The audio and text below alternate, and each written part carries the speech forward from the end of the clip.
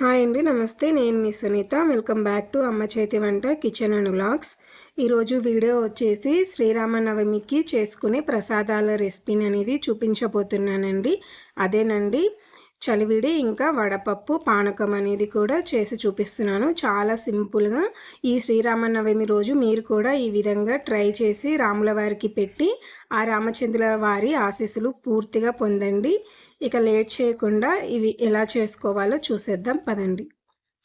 ముందుగా మనము ఇక్కడ వడపప్పు అనేది నానబెట్టుకుందామండి. ఒక అరగంట ముందు ఒక చిన్న గిన్నె పెసరపప్పు తీసుకొని ఈ పెసరపప్పు అనేది నీళ్లు వేసి కనీసం ఒక 2 సార్లు కడిగి మళ్ళీ ఇందులో వాటర్ వేసి ఒక అరగంట పాటు నానబెట్టుకుంటే పప్పు అనేది చాలా చక్కగా నానిపోతుందండి.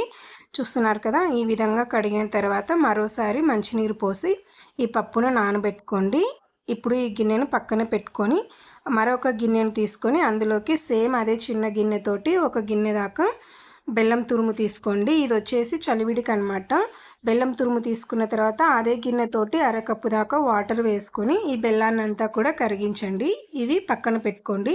తర్వాత పానకం ప్రిపేర్ చేసుకుందామండి. మరొక గిన్నెను తీసుకొని అందులోకి ఒక చిన్న టీ గ్లాస్ దాకా బెల్లం తురుము తీసుకొని ఏ గ్లాస్తో అయితే బెల్లం తురుము తీసుకున్నామో అదే గ్లాస్తో 2 గ్లాసుల దాకా వాటర్ తీసుకొని ఒక అరగంట పాటు ఈ మూడింటిని కూడా నానబెట్టండి. ఈ బెల్లము అలాగే పెసరపప్పు అంతా నాని బెల్లం అంతా కరిగేంత వరకు కూడా ఒక అరగంట పాటు పక్కన పెట్టుకున్నామంటే బెల్లం అన్నీ కూడా మంచిగా కరిగిపోతాయి అన్నమాట.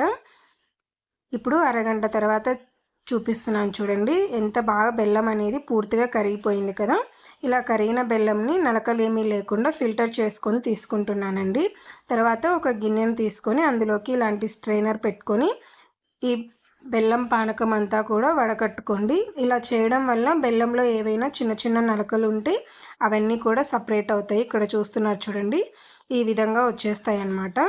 ఇప్పుడు ఇందులోకి మరొక గ్లాస్ దాకా వాటర్ తీసుకొని ఒక గ్లాస్ బెల్లానికి 3 గ్లాసుల వాటర్ అయితే స్వీట్ అనేది చాలా బాగా సరిపోతుందండి.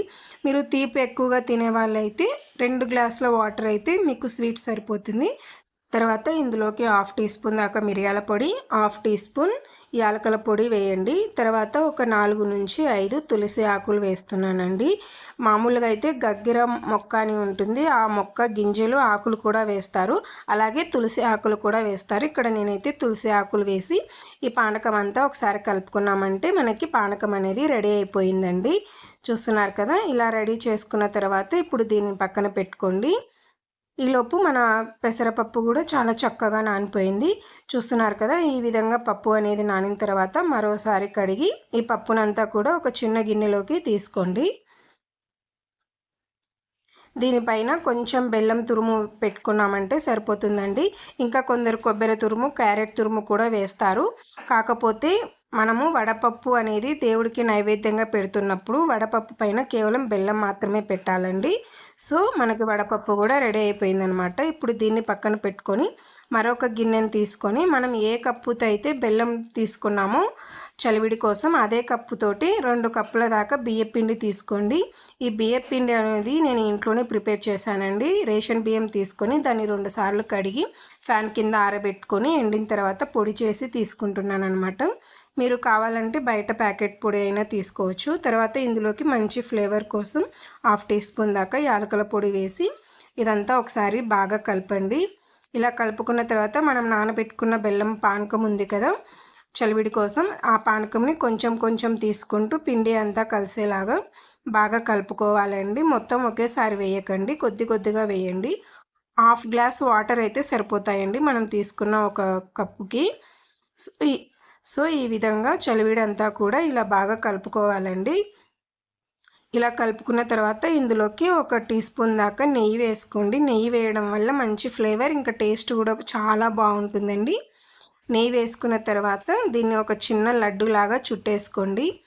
చూస్తున్నారు కదా, చలివిడి కూడా మనకి చక్కగా రెడీ అయిపోయింది. ఈ విధంగా చుట్టేసుకున్న తర్వాత ఓ చిన్న గిన్నెలోకి తీసేసుకున్నామంటే మన చలివిడి అనేది రెడీ అయిపోయిందండి.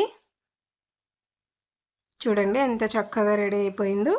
ఇక ఇంతేనండి, ఇక్కడ పానకం అనేది రెడీ అయిపోయింది కదా. పానకం ఇంకా వడపప్పు చలివిడి 3 కూడా తయారైపోయాయండి. చాలా సింపుల్గా జస్ట్ ఒక 3 నిమిషాల్లో వీటన్నిటిని కూడా ప్రిపేర్ చేసేసుకోవచ్చు అనమాట. మీరు కూడా ఈ శ్రీరామనవమికి ఆ రామచంద్రుల వారికి ఈ విధంగా ప్రసాదాలు అనేది చేసి పెట్టండి. ఇలా చేసి పెట్టి మీ నిండు మనసుతో దేవుణ్ణి మీ కోరికలు కోరుకోండి. తప్పకుండా ఆ రామచంద్రుల వారు తీరుస్తారు. సో మన ప్రసాదం అయితే రెడీ అయిపోయింది కదా. మీరు కూడా ఈసారి ఈ విధంగా చేసి పెట్టండి.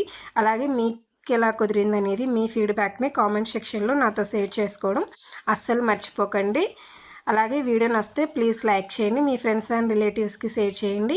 ఇలాంటి మరెన్నో మంచి వీడియోస్ కోసం మన ఛానల్ని సబ్స్క్రైబ్ చేసుకోండి. అలాగే ఆ రామచంద్రుల వారి ఆశీస్సులు మీకు, మీ కుటుంబ సభ్యులకు అందరికీ ఉండాలని మనస్ఫూర్తిగా కోరుకుంటూ శ్రీరామనవమి శుభాకాంక్షలు. Thanks for watching.